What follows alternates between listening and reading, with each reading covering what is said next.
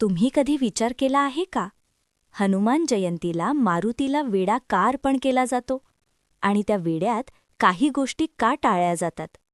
हा फक्त एक नैवेद्य नाही, हा आहे श्रद्धेचा, भक्तीचा आणि विश्वासाचा एक गूढ संकेत. हनुमान जयंतीला मारुतीला विडा अर्पित करण्याची पद्धत आहे. शत्रूंपासून सुटका मिळवण्यासाठी मारुतीला मिठा पान म्हणजे लावलेला विडा अर्पित केला जातो.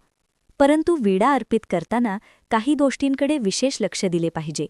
जसे की मारुतीला अर्पित केल्या जाणाऱ्या विड्यात चुना आणि सुपारी मिसळली जात नाही. त्याचवेळी हे लक्षात ठेवले पाहिजे की पान तंबाखू असलेल्या हातांनी विडा बनवू नये, म्हणजेच ते शुद्ध आणि पवित्र असले पाहिजे. काही लोक त्यांच्या इच्छा पूर्ण करण्यासाठी लवंग आणि वेलची देखील घालतात. त्यांच्या विड्यासाठी कोणत्या गोष्टी आवश्यक आहेत ते जाणून घ्या. हनुमानजींच्या विड्यात प्रामुख्याने 5 गोष्टी असाव्यात. 1 कथ्था, 2 गुलकंद, 3 बडीशेप, 4 खोपराबुरा, 5 सुमनकत्री. हनुमानजींना विडा का अर्पण केला जातो?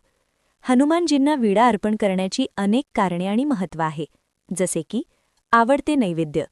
असे मानले जाते की हनुमानजींना विडा खूप आवडतो, म्हणून त्यांना प्रसन्न करण्यासाठी आणि त्यांचे आशीर्वाद मिळविण्यासाठी ते अर्पण केले जाते.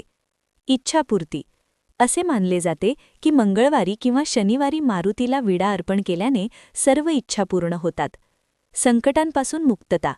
विडा अर्पण करण्याचा अर्थ असा आहे की भक्त आता आपली जबाबदारी हनुमानजींना सोपवत आहे आणि त्यांच्या संकटांवर मात करण्यासाठी त्यांना प्रार्थना करत आहे. आनंद आणि समृद्धी. विडा अर्पण केल्याने जीवनात आनंद आणि समृद्धी वाढते. शत्रूंवर विजय. शत्रूंवर विजय मिळविण्यासाठी मारुतीला गोड विडा अर्पण करणे शुभ मानले जाते. मंगळदोष आणि शनिदेवाच्या साढेसाठी किंवा ढय्येचे नकारात्मक प्रभाव कमी होतात. जीवनात गोडवा. विडा रसाळ असणे हे हनुमानजी आपल्या भक्ताच्या जीवनात रसाळ आणि गोडवा भरतात याचे प्रतीक आहे. म्हणून हनुमानजींना जितक्या श्रद्धेने आणि भक्तीने विडा अर्पण केला जातो, भक्ताला त्यांचे आशीर्वाद मिळतात, याने इच्छा पूर्ण होतात आणि आपल्या जीवनातील सर्व अडथळे दूर होतात. या दिवशी मारुतीला इमरती किंवा गोड बुंदी अर्पण करू शकता.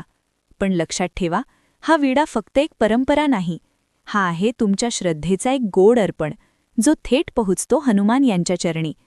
जेव्हा तुम्ही पूर्ण मनाने, शुद्ध भावनेने हा गोड विडा अर्पण करता, तेव्हा मारुती फक्त तुमच्या इच्छा पूर्ण करत नाहीत, तर तुमच्या जीवनातील प्रत्येक अडथळ्याशी स्वतः लढतात.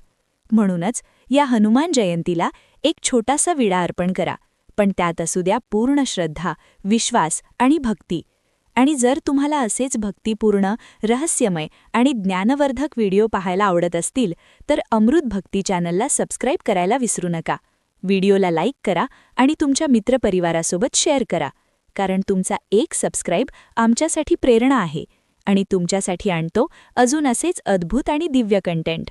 पुन्हा भेटूया अशाच एका नवीन भक्तिमय प्रवासात. बोलो पवन पुत्र हनुमान की जय.